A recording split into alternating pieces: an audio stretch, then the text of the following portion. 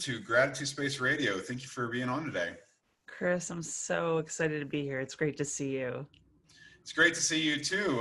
This is, it's our friendship coming about and everything is just, it seems like it's been immersed in gratitude, and now we get to spend this morning together. And I can't honestly think of a better way to start my day. So thank you.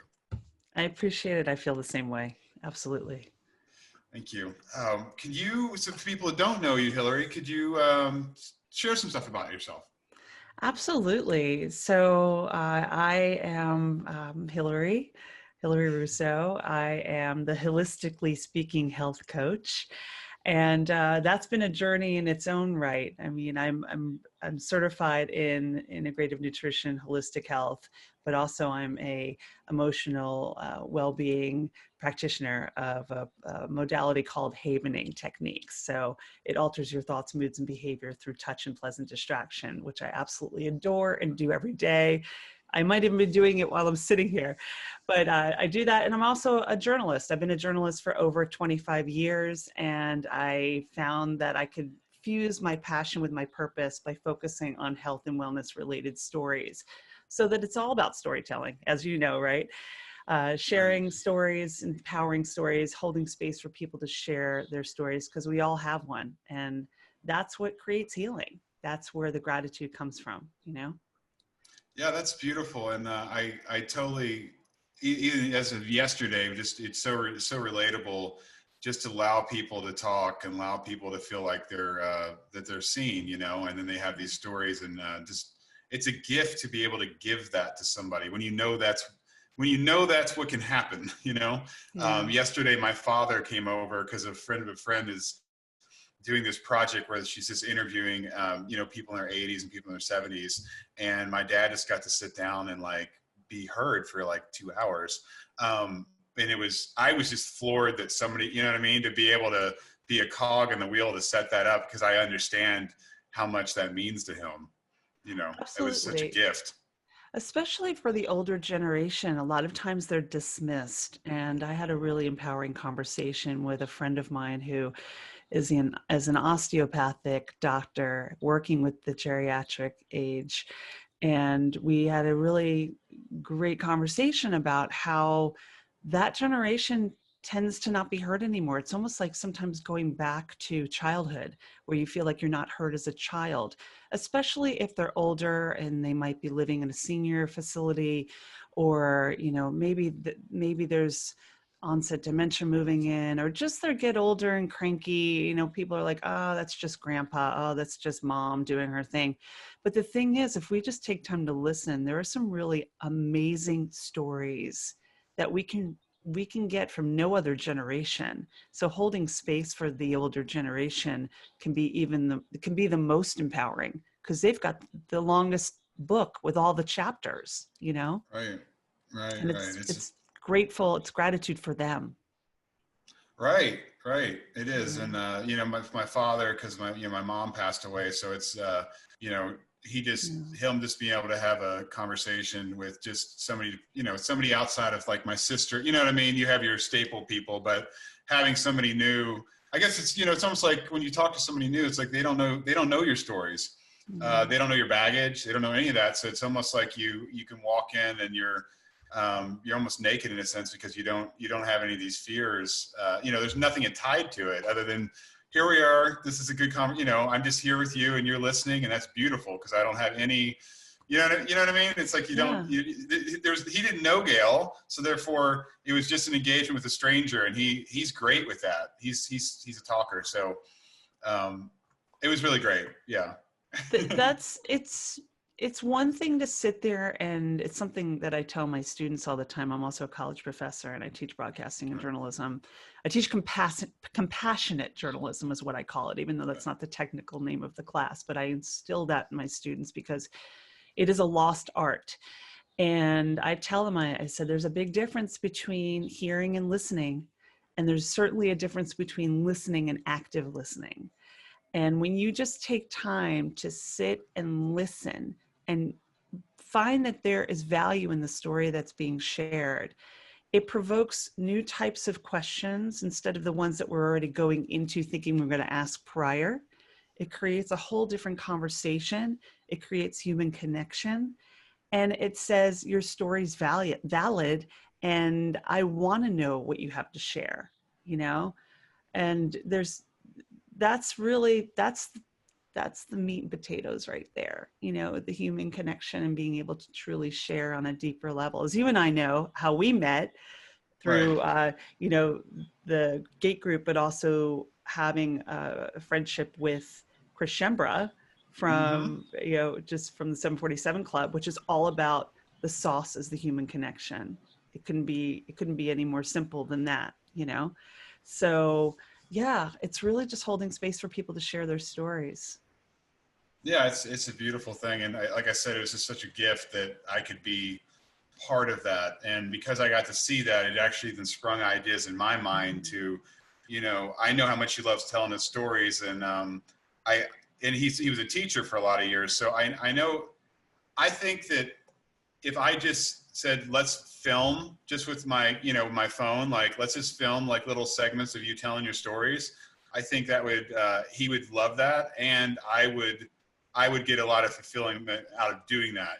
That'd be his way of feeling like he's, you know what I mean? Like he's sharing these Yeah. stories, and they're actually in a space. They're not going to, disappear with him, and I like to hear them. So, and it's simple, right? We all have phones. Like this is anything you do for anybody that Yeah. you feel like we want it. It's so easy now. It isn't like back in the day. It's so easy. And it's a generation soon to be lost when we think about it. I mean, you and I have both lost a parent. I lost my dad almost 18 years ago. And my brother and I have this like saying that we go to when we might get a little upset at our mom, or we are a little agitated by something, we get like that. We're like, oh, mom does this, or oh, dad does that. And every time we have one of those moments and we're on the phone with each other and we're kind of like, oh, that thing that happened, one of us will say, LRP, LRP. And that's all we say, and it stops. And LRP is last remaining parent, because it's that moment of, you better be grateful she's still here. You better be Right. grateful he's still here. And all it is LRP, and suddenly LRP changes the whole trajectory of the and then we have a moment of gratitude for our mom, because it's such small stuff that might be irritating us, or it's going back to the inner child, because we always are the inner child, as I share with my clients all the time. If we're not nurturing the child, instead of always trying to nurture the adult that's upset by something, that's the real healing starts with the child sitting in the adult chair, Mm-hmm. And, it's interesting you say that about the storytelling, because there's a quote I love. I have to pull it up, that I remember, because my dad was notorious for always telling stories over and over and over and over, and then laughing till I get that. tears fell in his eyes. Like I would sit there, like as a teenager, like rolling my eyes, like, oh, I've heard those a million times, Daddy. But when I lost my dad, there was a movie that came out soon after. Actually, I'm looking at it right now. It came out a year after my dad died. Big Fish. Did you see Big Fish? Yes, it did. It's a beautiful movie. That movie hit me the first time I saw it, and hits me every time I saw it, because, it's the movie about the relationship between the boy and his son. I mean, the father and his son, and the son's just like, oh, dad's stories are so fabricated. But the moral of that story was that the stories were fabricated because, to a little kid, he doesn't want to hear that his dad is a knife salesman, Right. So the point of that story is, a man tells his stories so many times that he becomes them, and then he becomes immortal, and they live on after him, because the stories that they tell might feel differently when we're at a different age, but we're going to be so grateful to have those stories later to tell and laugh about the person and their time with us on the planet, than be like, ugh, that story again. And then we're telling his stories or her stories. And that's gratitude right there, keeping them That's alive. beautiful. Yeah, I even think, going, my mind flips to the idea, it's like I may have heard the story 100 times, but I know one day I'm going to miss hearing the story.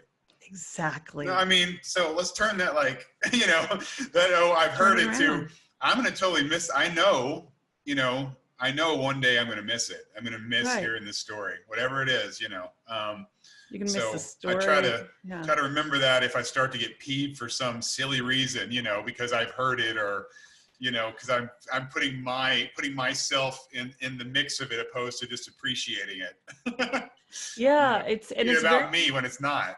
It's very easy to go to the ego. It's very easy to go to that place where we're agitated and annoyed by something, but it's just as easy to come back and find a moment of gratitude and be like, I am so glad that I had this person here to hear their voice, sharing it in their way, or I'm glad they're here that I can give them a hug when we're able to hug. Right. Or just the smell that they have, or just the inflection in their voice and the connection of being able to look at them. Thank goodness I have that now, because in some time you're not going to have that. You're going to have to reflect on it. You're going to have to watch videos or sit around a table, and it's wonderful to do that too, and reflect on a person, and find the true gratitude for that person if they're not there, and keep their story alive, like in the quote in the movie. But so much better to have them here, Yeah, it is. Yeah. It is. The time is special, and if we appreciate where we're at, we can slow down enough to realize that the moment is beautiful. Whatever it is, it's a beautiful thing to cherish.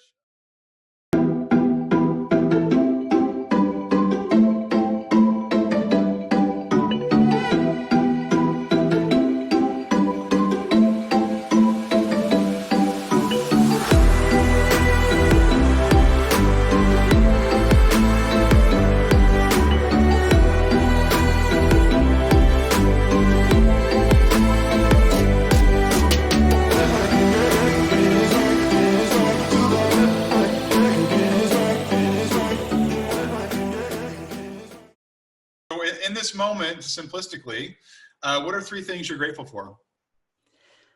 3 things I'm grateful for. I'm always grateful for the breath that I breathe. I'm grateful for human connection, and I'm grateful that I'm healthy and well, and the people I love are healthy and well. It's beautiful. It's beautiful. Yeah. Part of my morning practice, the end of my gratitude journaling, I write down health, and then mentally in my mind, I say and see this long list of people that I'm just grateful that they have well-being.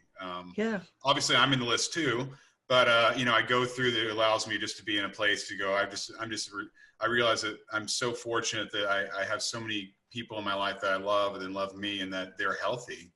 Yeah. Just the fact they're healthy, which I think is very easily overlooked if you don't think about it, because it's the way it is for a lot of people, so it's so important. Especially with what we're facing right now, and we can go this way with our thought process, or we can go this way with our thought process. And, we're human. We have these moments. We have this lovely little thing in our brain called the amygdala. She loves to go to threat mode. We call her Amy in my practice. Oh, okay. And if we don't nurture Amy, she's going to be like, what's going on? Pandemic. Oh, this upset, whatever. And we need to realize how to nurture her and take her down and be like, you know what, girl, it's good. It's good. Like, I have my health. I'm happy. I have a roof over my head. Every morning I wake up, I have a beautiful little kitty next to me. I have good friends that care about me, people that want to have conversations and connect with me. That's beautiful. And then I'm so grateful for all that I have, because we have to take care of self first, in order to be good for others. I'm so glad that I'm surrounded by good people, and I have a loving family and friends, and I'm glad they're healthy too. I'm grateful for that. So it starts within, but then it's a ripple effect, to remember that. Yeah. Yeah, it's so beautiful. It's so important and so overlooked most of the time. So I'm glad we just got to state it. So whoever hears this, they'll either agree with this or it'll make them think, so.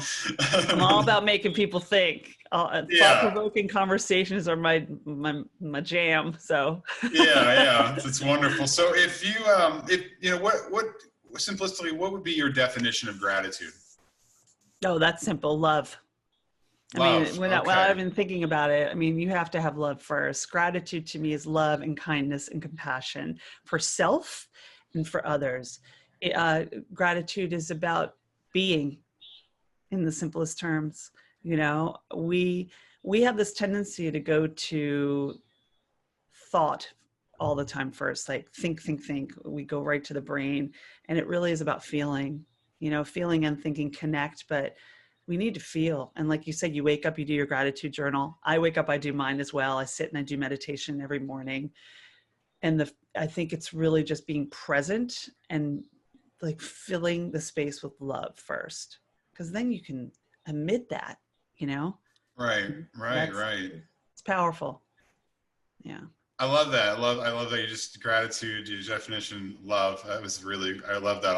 I love that. That was great. I was talking to somebody last night, and, anybody wanting to get into a gratitude practice, it's really very simple, and it's just about making a conscious decision at some point in your day to make, I'm going to, like he was saying, like for example, it could be as simple as putting a sticker on your mirror in your bathroom. So when you get up, you just say, it's good to say, what are you grateful for? And then hopefully maybe in your mind, you say 3 things just to start. So, like we get up and we have a practice, but the practice would be so simple for anybody if they just choose to make, I'm going to make this part of my day. It can take 10 seconds, but it's part of my day. I think that's just so important to, again, create space. We're saying create space for gratitude, create space for love. It's for appreciating your life, create space to appreciate your life. And, if it's your cat, the roof over your head, or, Yeah. Well, that's the interesting thing about the creating space for it. It's there. I mean, life is abundant, and we limit ourselves.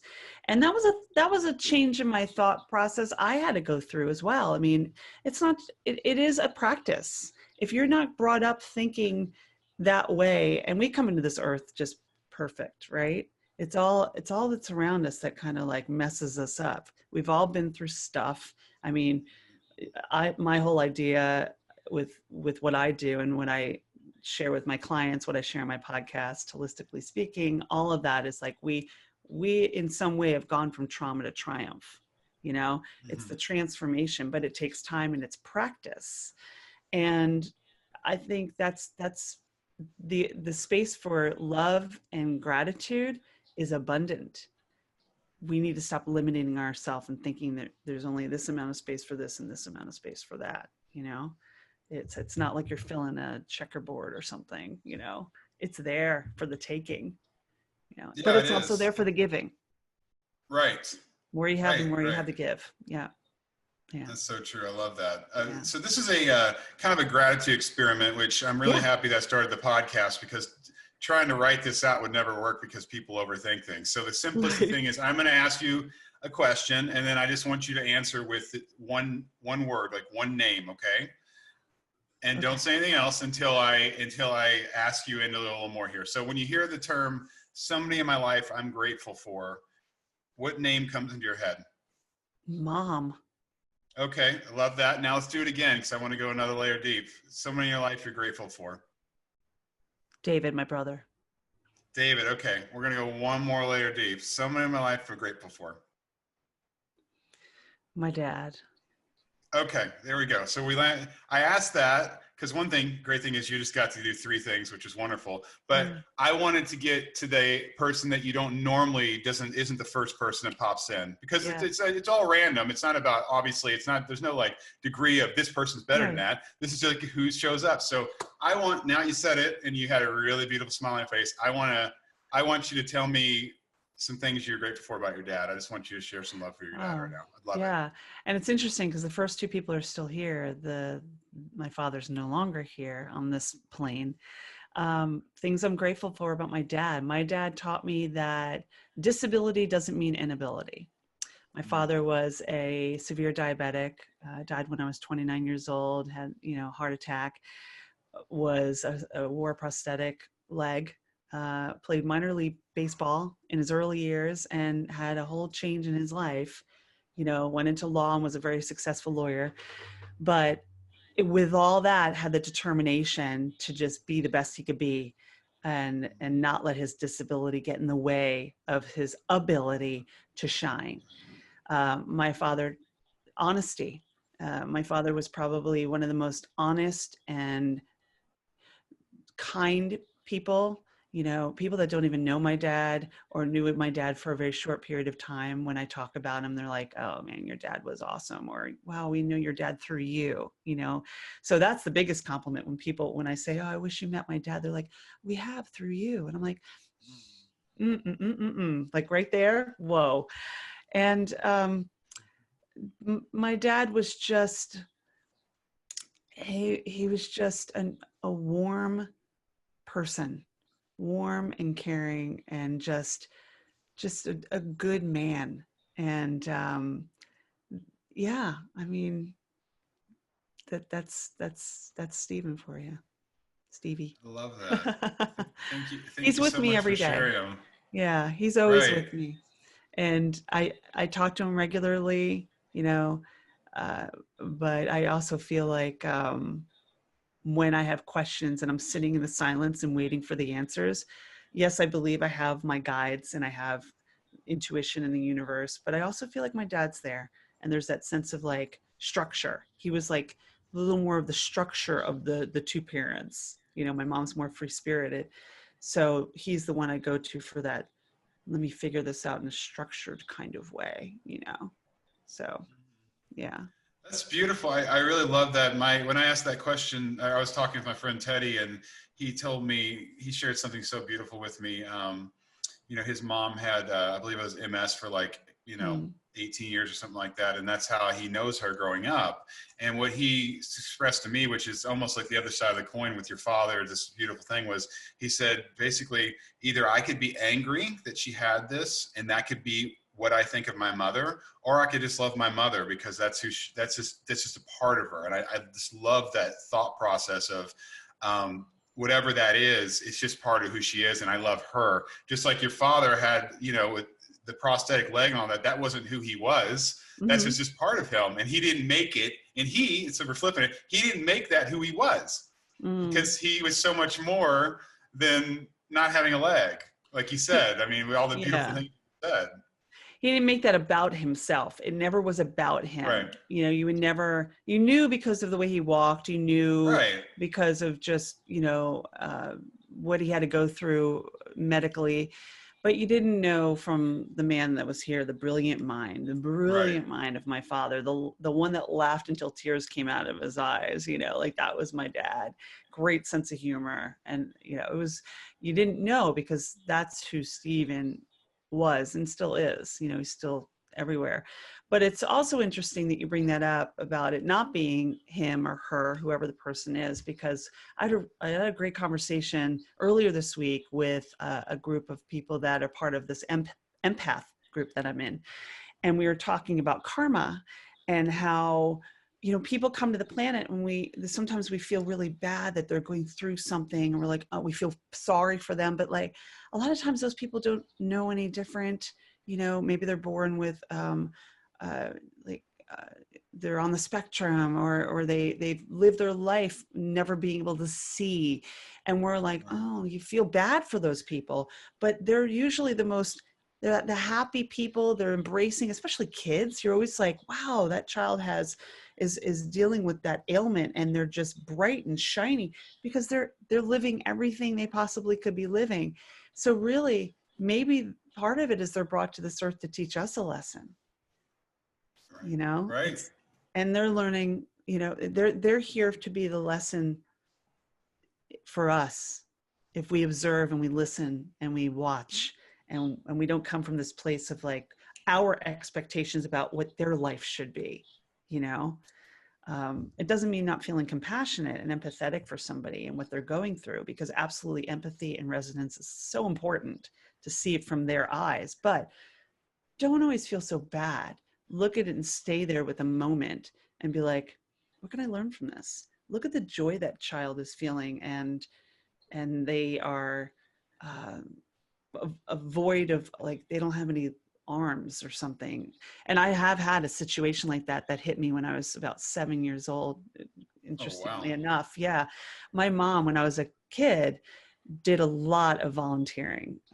We would do volunteering all the time because we had a pet goat, Kipper, and Kipper, yeah, it was a little Nubian goat that my mom saved at 4 years old because this goat was going to die. She found it at a pet store, and it was just sitting there not eating. And my mom nursed this goat back to health, brings it home. My dad, who grew up in New York City, was like, "What kind of dog is that?" Like, my dad had no idea, but whatever Bev brought home, Bev brought home. So we had Kipper for 4 years, and my mom trained Kipper to pull a goat cart, and we would go to fairs, like not fairs, like big fairs, but like community days, where we would go to like the children's hospital, and she would we would do philanthropic work where we would like let the kids pet Kipper, learn about the animal. He loved kids, ride on the go-kart in the back. He loved pulling kids around. And I remember once at the hospital, there was a child who had no arms. I'm sorry. Yeah, he had no arms, and he was throwing the ball with his feet and catching it with his feet, throwing it, and like giggling and laughing while he was sitting there on the ground. And then I started going up to him, and I was doing it as well. And that moment, the 7-year-old was like, that opened my eyes to things at a very young age, that the gratitude that child felt, I feel it right here, right now, that child, void of something I don't have, was filled with something I also didn't have. And the lesson was like, right. So those moments brought into my life at a young age, I think groomed me in a way for really being the empath and filled with gratitude in a lot of ways. Yeah. That was beautiful. I was going to ask you your gratitude story, but I feel like you just really dug into a really big part of it. If you want to add more, you can. But sure. I really loved. I mean, that right there was a huge. What a gratitude story. What a gratitude part of your journey. You're welcome to continue if you want to. Obviously there's more there, but that right there was, wow.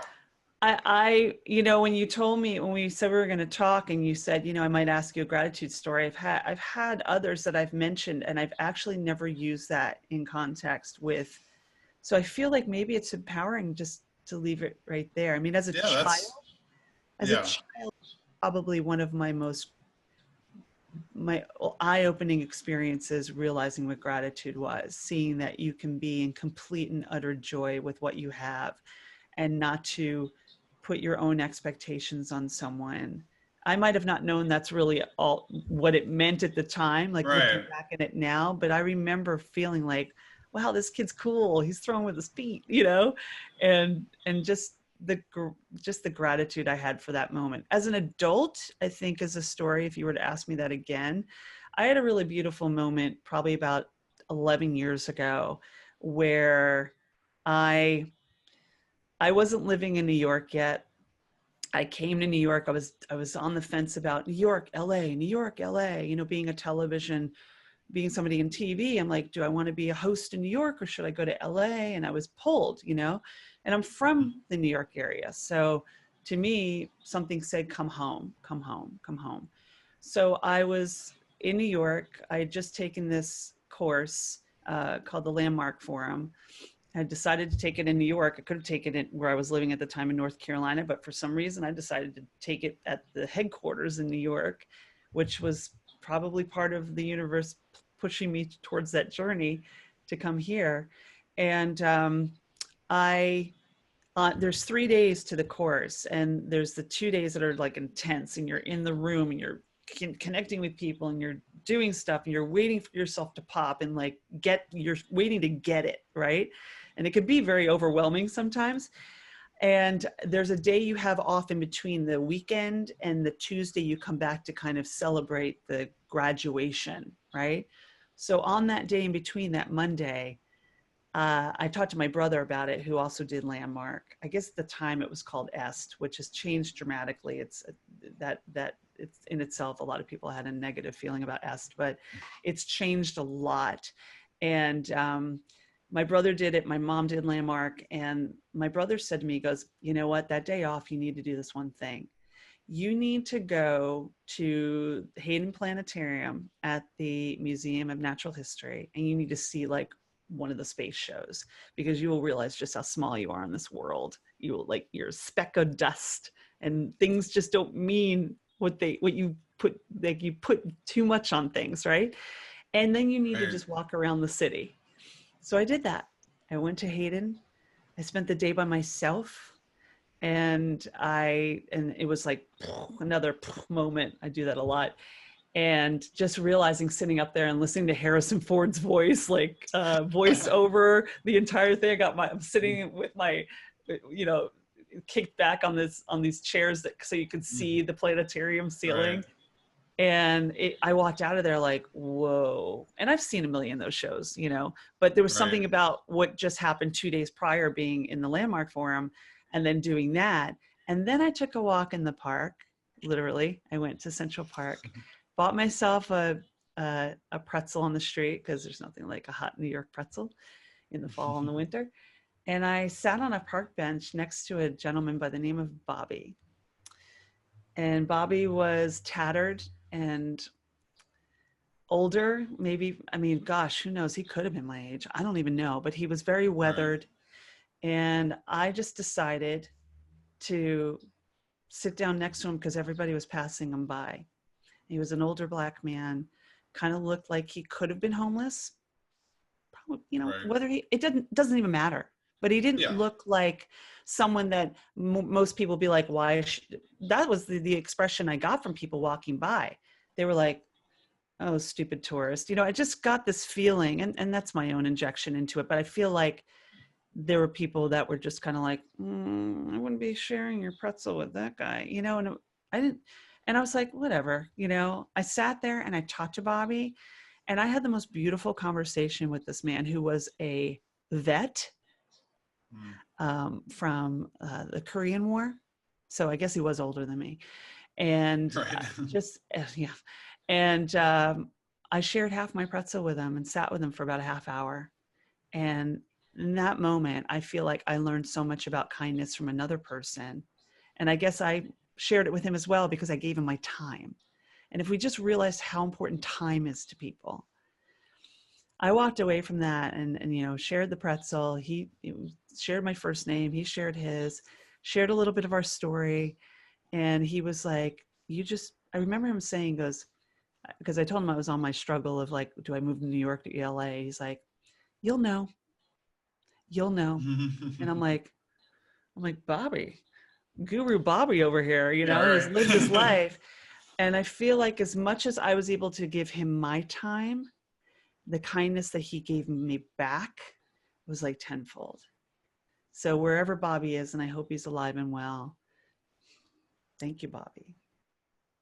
That's my adult story, I think.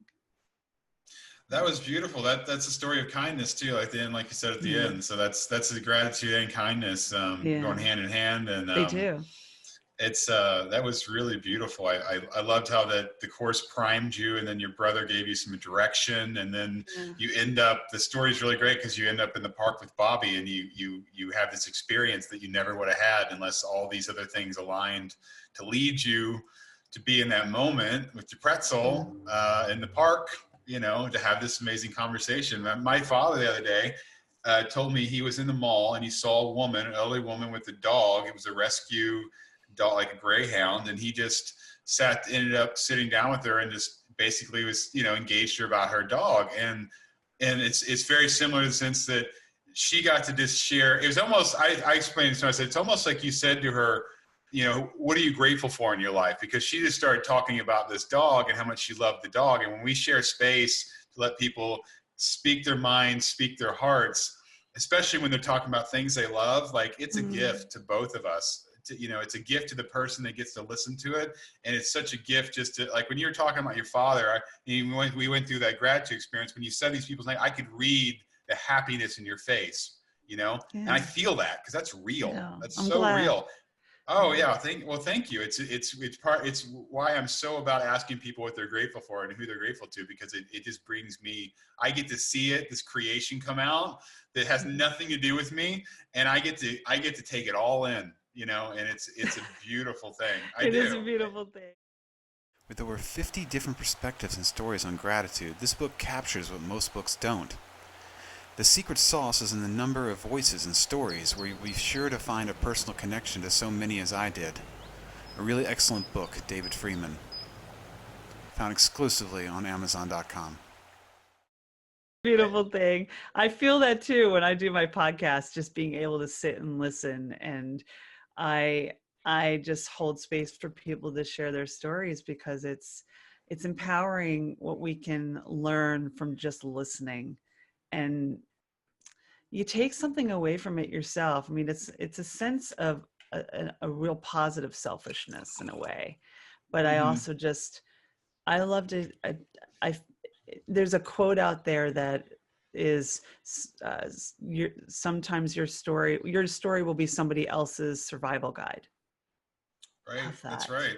It's so true, and I think about that all the time when I'm every day. I'm like, all right, I've got my own stuff. And if my stuff and my story could be somebody else's survival guide one day, and they realize they can get over whatever they're facing, or they find solace in it, or they find comfort and they find resilience or inspiration in it. I've done my duty, I'm thinking, and there you go, but I don't do it with the mindset that, oh, I hope I'm giving something to someone. You just do, you do it from being, you do it from being. It's the be, do, have philosophy. By being who we are, we tend to do. And in that is where we have, so can't go the opposite way. Can't go have, do, be. Oh, no, you can't. Got to go be, do, have. Well, that was actually something I learned in Landmark. I remember. Yeah. I love that. And that's, when we were starting out, it's very similar to, I just want to have, it's just this conversation is the best part of it. Everything else is just what happens, right? We get to have this beautiful conversation. We talk about gratitude. We share stories. This is what it's all about. And then the cool thing is we can release it, we can let it fly, and it's going to do whatever it wants. And I'm not tied to it whatsoever. I'm going to assist in pushing it off the ledge so that it can go. But this is, the conversation and being, this is where it's at. This is the most important thing right here.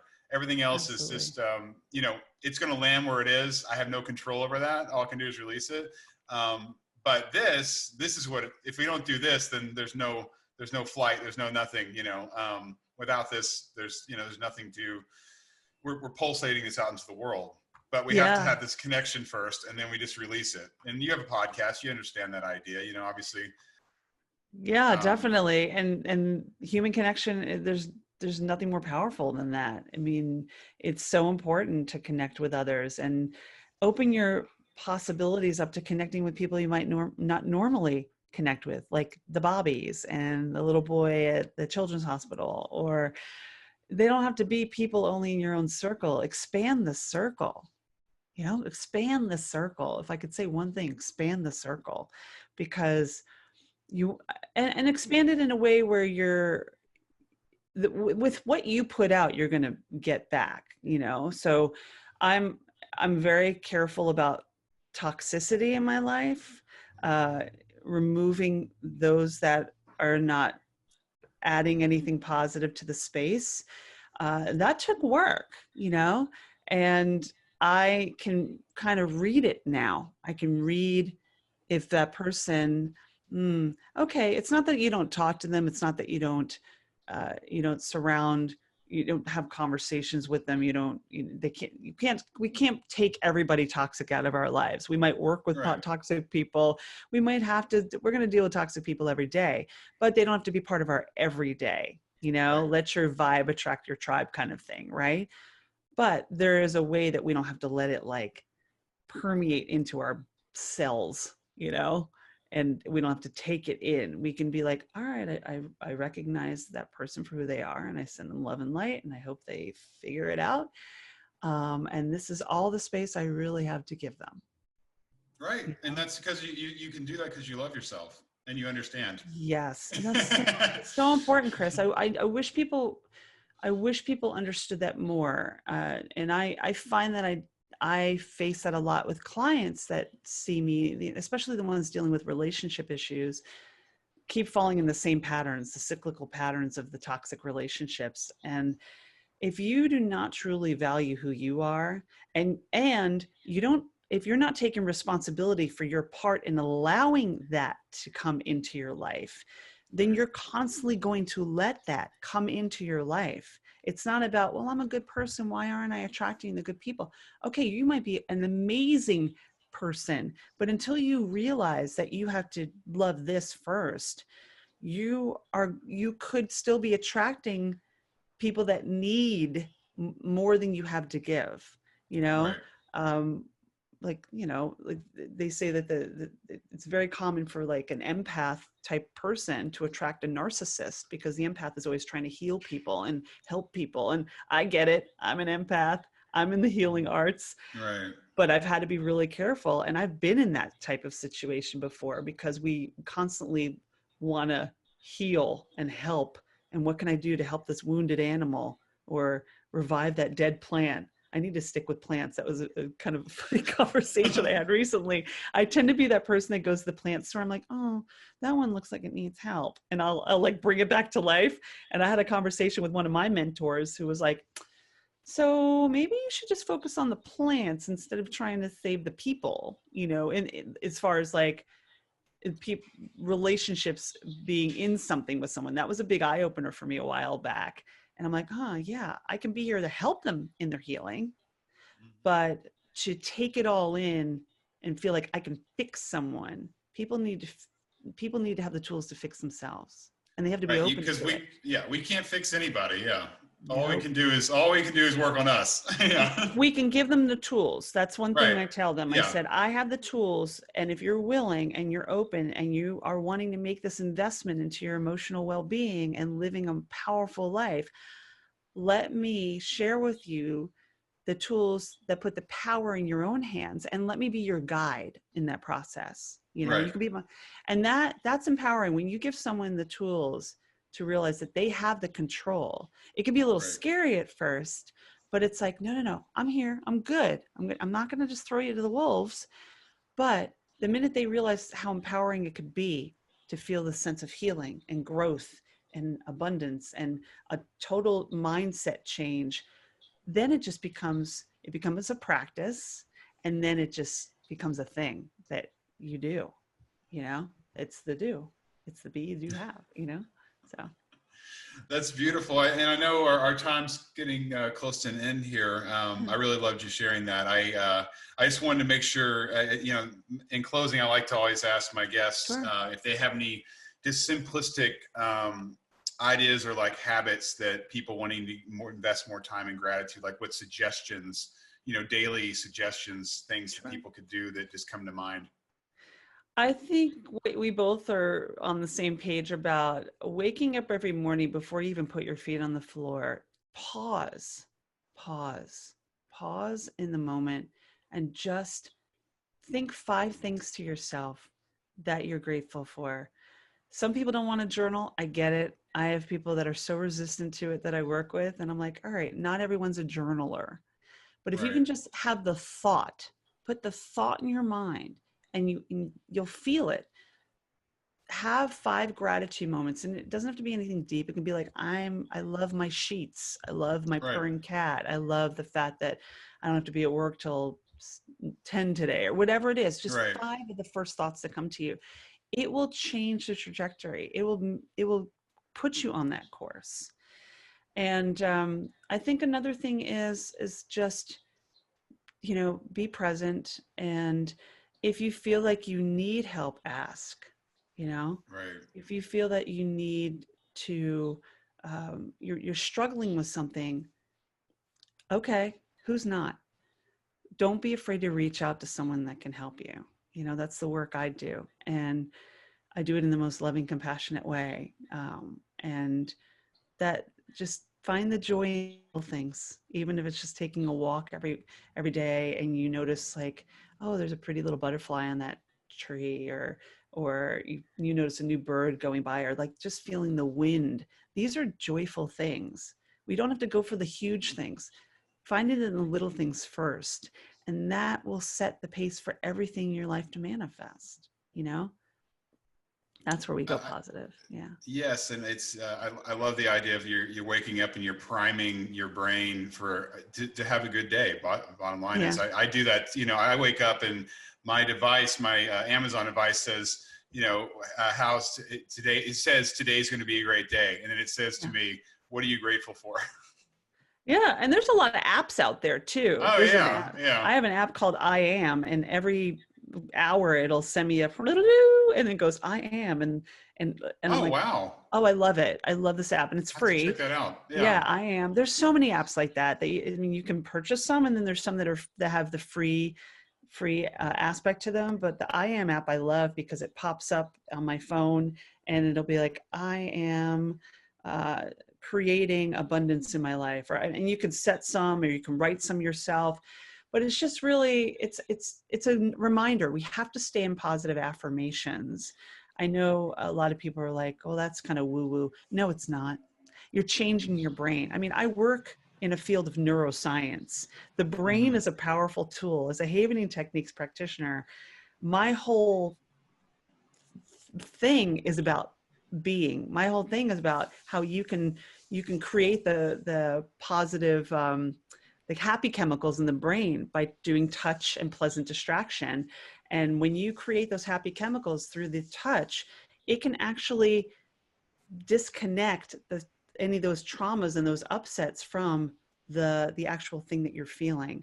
And it's really quite amazing when you think about it. I mean, we didn't really get a chance to talk about it, but you know, Havening is based on neuroscience. It is a psychosensory modality.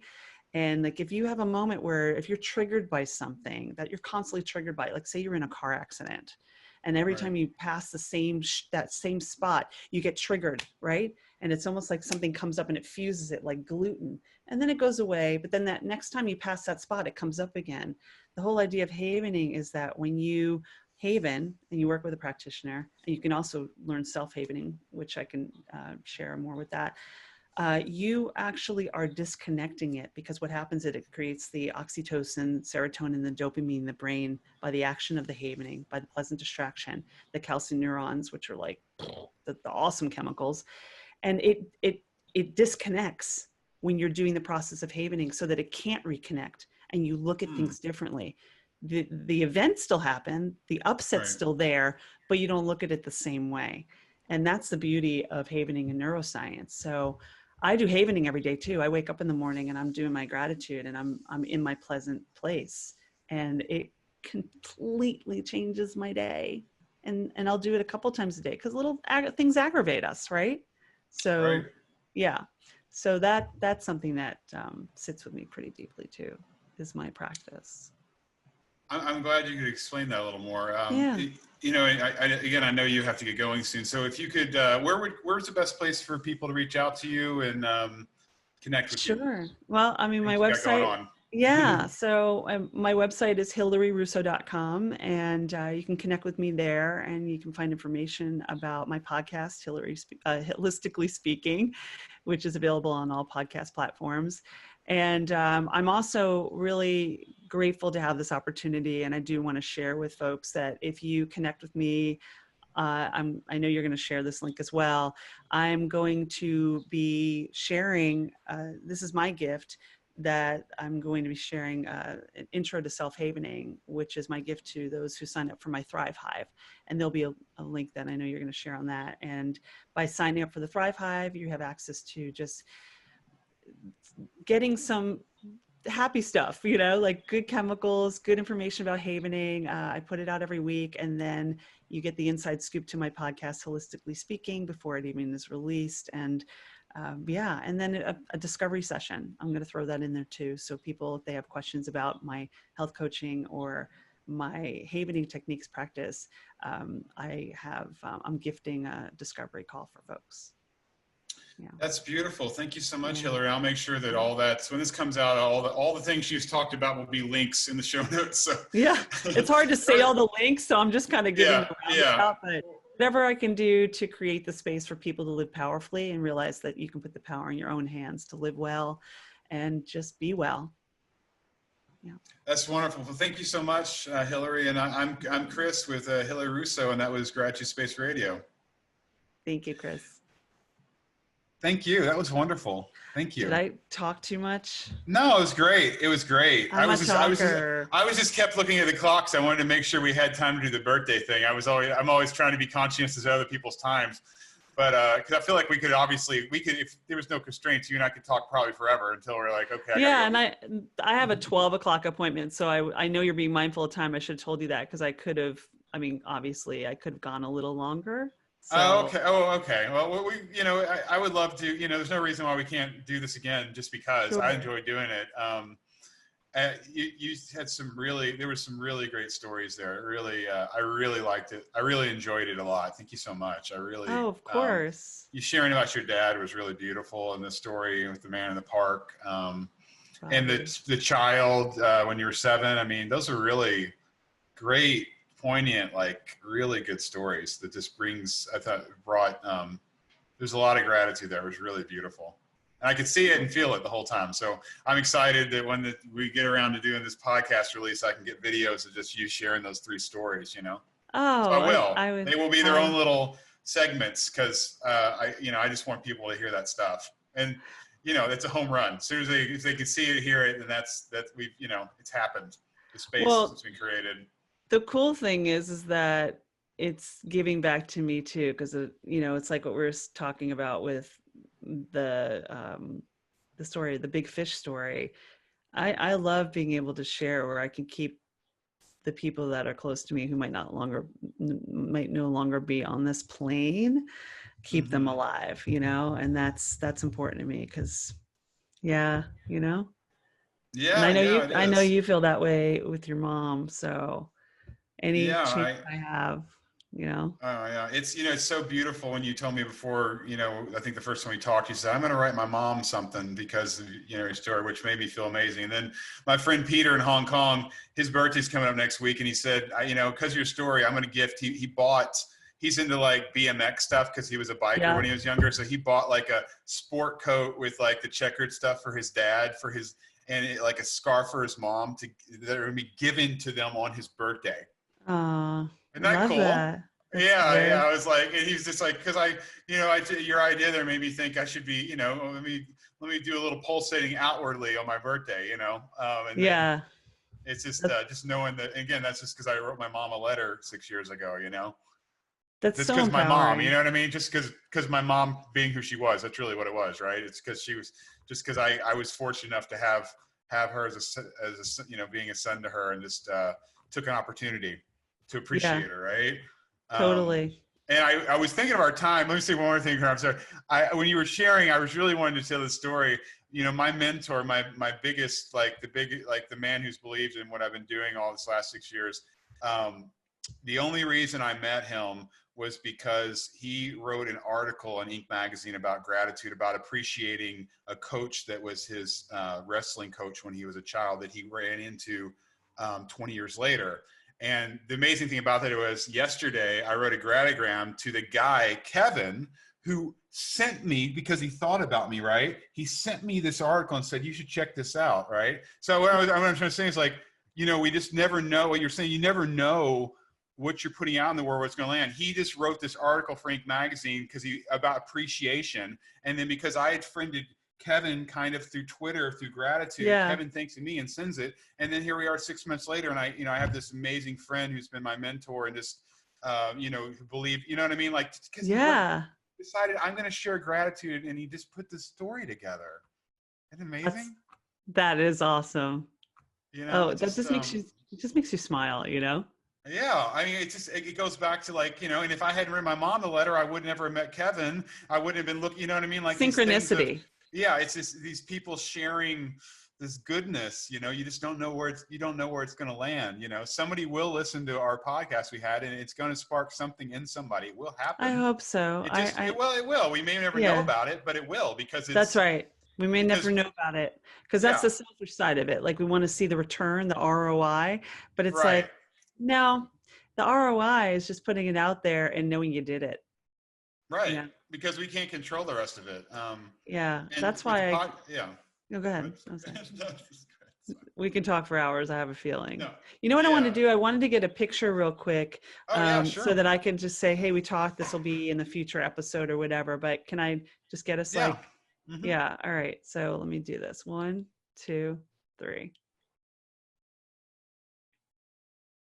That's great. Let me get the one the other way too, so I can use it for a story.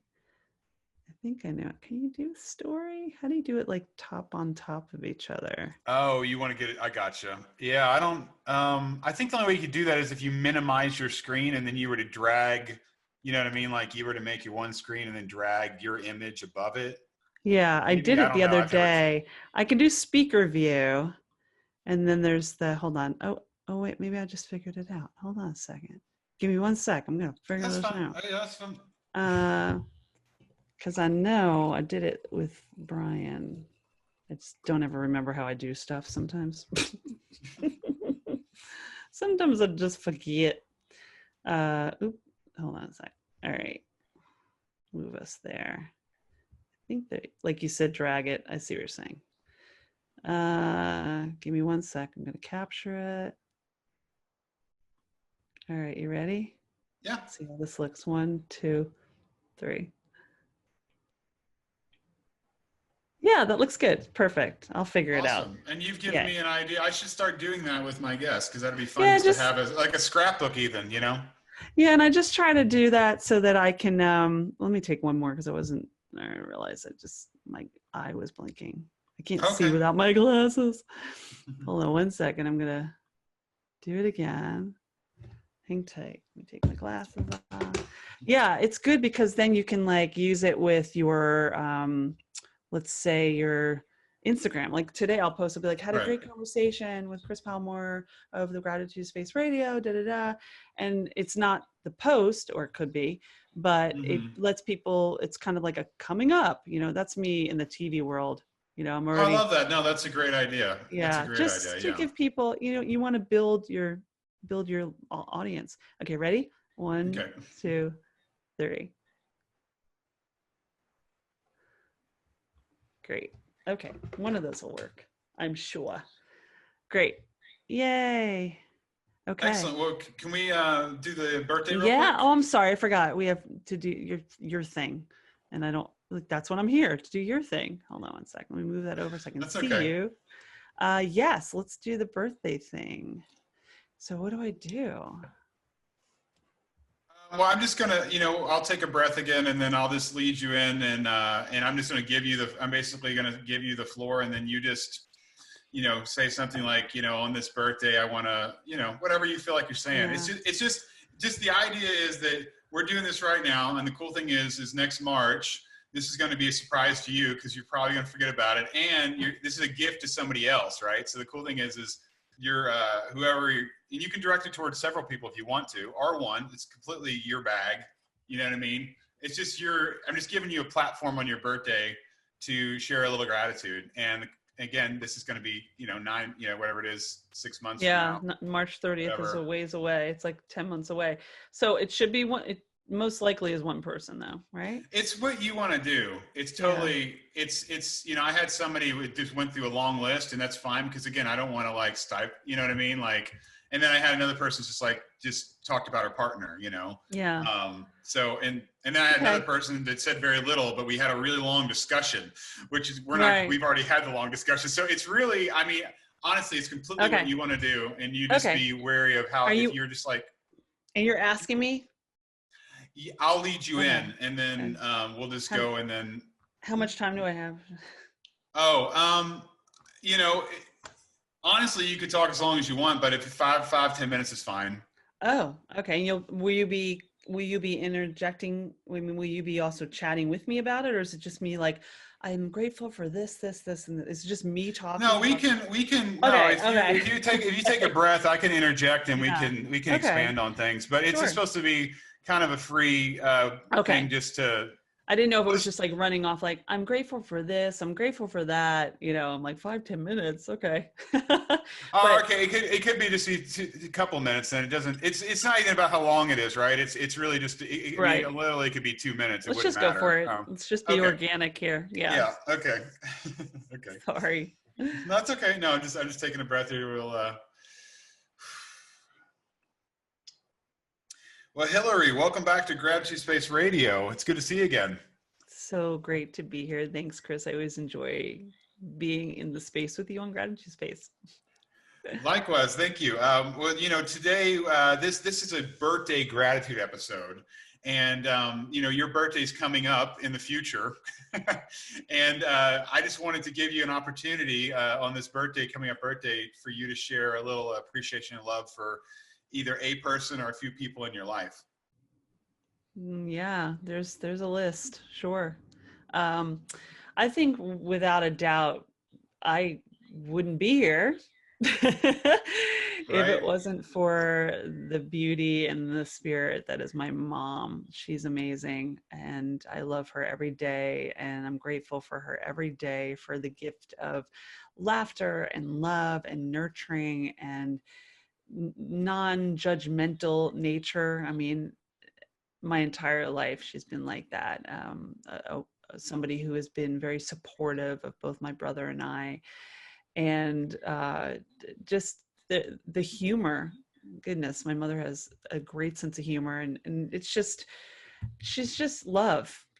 People call her Mama Bev, people that aren't her mom, but she's a mom to so many, and she's a light, and she's been through a lot, and she still is a really beautiful being. So I wouldn't be here, Mom, if it wasn't for you. I am who I am because of you. So yeah, Beverly. That was beautiful. Yeah. And you did share with me that she just graduated from college last year, right? She did. At 79 years old, or 70, just short of 79. She graduated, walked in the ceremony. She had been on that path for 60 years, took a break because the nurturing woman she is, she was taking care of my dad who was sick. She left at a young age to take care of my brother, and went back and forth and was trying to finish, and took a break to have a career and make a life. And then when you retire and you're like, what do I do? She picked up the mandolin again, and she was doing all these things that she wasn't really able to focus on because of life, family, doing, being, all that stuff, and said, I'm going to finish my degree. And I was like, yes, finally, because I had mentioned it numerous times, but nobody's going to do something unless they want to do it, and she finally did it. She took a couple courses a semester online, in the classroom. She's just like this 70-something-year-old in the classroom with these 20-something-year-olds. And she walked in that ceremony at the arena in Hartford, Connecticut, because she graduated from Eastern Connecticut State University. And there she was, walking with all the other people. Got a picture of her shaking the hand with the dean, and I'm like, these are the things they did for me, like walking in. Like, these were all the ceremonies my parents had to sit through all those years, those commencements and baccalaureates and all that. And I was so proud to be there with my mom and my mother's husband, just sitting there, like, just so proud of her for achieving something at that age and realizing that anything's possible. She's an inspiration. Yeah. That's beautiful. And I love the fact that the dynamic of, they sat through all this, and here you are having this unique experience because your mom is so forward thinking and so into growing and is so into life and not death. Yeah. That she and here you are watching her go. I mean, it's freaking beautiful. What a gift to you, just to have, and that, it's such a unique experience. And then throwing her a graduation party when she there you go. My graduation party. She put on all this stuff for me. So it was so fun being the one my brother created the artwork for her graduation. I mean, it was so fun because my brother's an artist, creates this adorable cartoonish picture of my mom with her books and her graduation hat, and and the news covered her. Like, everybody thought it was such an inspiring story. She was in the newspaper, she was on TV, because they did a live shot in front of the auditorium of my mom. It was just like, wow, because she is an inspiration, and that's the energy she puts out there. And that's just the true story of, you can be and do anything you want to be and do, and you can have anything if you just have the mindset that you can do it. Just make the choice. That's the first thing, is the awareness, and make the choice, and then align yourself with that. So yeah, and I've learned a lot from that, because she has sat through a lot of stuff for me. All of my graduations, all of my shows that I did, because I was a professional actor. Even when I wasn't a professional, she sat through my other shows, and some of them were probably pretty brutal. So what can I give back to her is to hold space for her and everything she's creating in her life. Oh, Bev. That's for I Bev. love that. You shared when we were talking before about how she just had a birthday, and that you put, can you explain Yes. to people, give people ideas for ways to love other people on their birthdays? Yeah, sure. I'd love to share that. So at this moment, we're going through something where we are social distancing, and we're not even, not able to see people. I've seen my mom once as of today. I've seen my mom once in 5 months, and my mom lives only 2 hours from me, but we're being so careful, and we're probably going to start socially distantly seeing each other. But because I couldn't throw her an 80th birthday party, because we couldn't congregate and just go out to dinner, even to celebrate her, what I did was I reached out to all different people in her life from all different times in her life, family, friends, going back to like my first babysitter, even, that we still have a relationship with, because that's Bev. She just creates this circle of beauty, and people connect with her whole life. I reached out to everyone. I said, hey, we're not going to be able to see Bev, or, I want to do something a little special. Would you be willing to do a short video wishing mom well in whatever fashion is you and your relationship with her? And I'm going to put together a video. And that's what I did. And I put an amazing video together, which for me, it wasn't, I'm calling it amazing because my mom keeps saying that, and every day she's like, it's the best gift I ever got. I'm like, okay, but I work in television, I work in broadcasting, editing, though it took some time, to me, it was just, it wasn't even because I just wanted to do it. It wasn't work. I stayed up all night doing it, compiling who goes where, and the music that was written for her. My friend Lipone, who, from listening to my podcast, wrote a song for her. And it was like 20 minutes of people just wishing well to her, happy birthday to her in their own unique way, and it was really beautiful. It was a project, it was a heart-centered project for sure. So that's an idea, folks. I mean, you don't always have to throw the big party, get the big cake, go out to eat. Those moments are great, but do something different. Think outside the box. I took a little extra time just because of my background. I was able to create that, but you can always find someone to help you. That's the other thing. Don't be scared to ask for help. I can't write a song and play a guitar, but my friend Lipbone can, and he was like, done, and did the song that day in his studio while he was recording something else. I mean, he probably that to him was like just not a big, easy, right? Right. Ask for help, ask for people to come together and celebrate life and gratitude and love. And you'll be surprised how easy it is to find people that are like, count me in, Right. I love that. And my fiance is in Colombia, and during this quarantine had her birthday too. And I did a very similar thing too. I contacted all of her friends and put a 20-minute video together to surprise her.